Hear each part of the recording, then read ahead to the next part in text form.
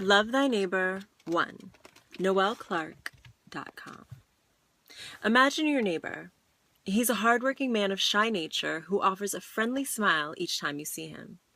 Usually, you catch him heading to work in the very early hours of the morning. He immigrated to the United States 3 years ago on the promise of opportunity and equality. You exchange words with him here and there. He proudly tells you of his love for his family and how he sends most of his modest earnings back home. He doesn't need much here, he says. Just knowing his family is taken care of means the world to him. His eyes reflect a mixture of sadness and pride as he reflects on his move to America. He's left everyone he's ever loved behind and walked away from every comfort he's ever known. His eyes meet yours, and a smile forms upon his face as he says, "This move was a sacrifice, but I know it was to make my family's life better, and I would do it again without hesitation." He waves goodbye, and the next time you see him, his lifeless body is being removed from your apartment building. Darkness covered the sky the night 23-year-old Amadou Diallo stared out into his Bronx block. An unmarked vehicle was parked in front of his apartment building. Before he realized what was even going on, 4 plainclothed men charged towards him with guns aimed at his head.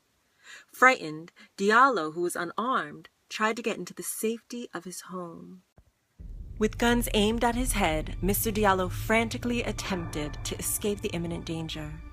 Only a second ago, he was peacefully staring towards the night sky, thinking of his family back home. He had called his mother earlier that day and said, quote, "Mom, I'm going to college," end quote.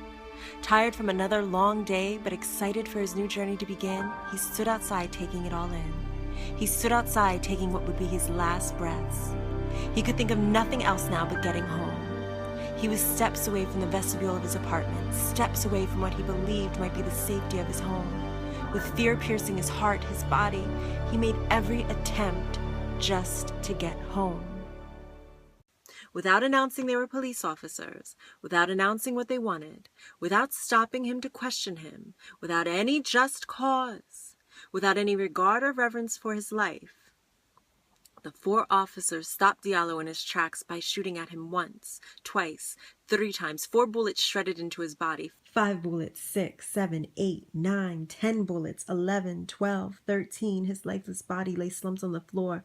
14, 15, 16, 17 shots, 18, 19 shots ripped into his body at close range. By the time officers decided Diallo was no longer a threat, officers had gotten off 41 shots.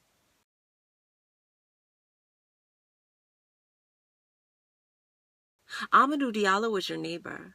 Amadou Diallo was a son. Amadou Diallo was a victim. Amadou Diallo was a human being. No one's life should ever get taken in this manner. No officer should just snuff someone out because they quote-unquote look suspicious. Amadou Diallo was murdered in 1999, and nearly 20 years later, we are still in the same story with different names in the headlines.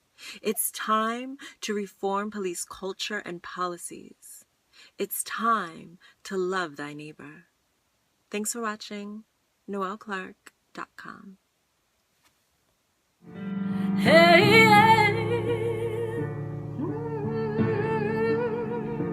hey, oh.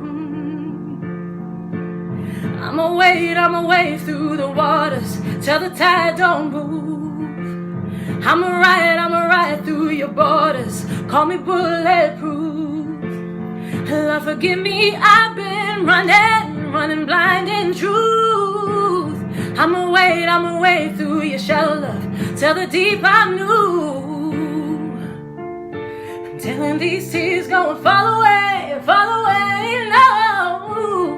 May the last one burn into flames. Freedom, I can't move. Freedom, cut me loose, yeah. Freedom, where are you? 'Cause I need freedom too. I break chains all by myself.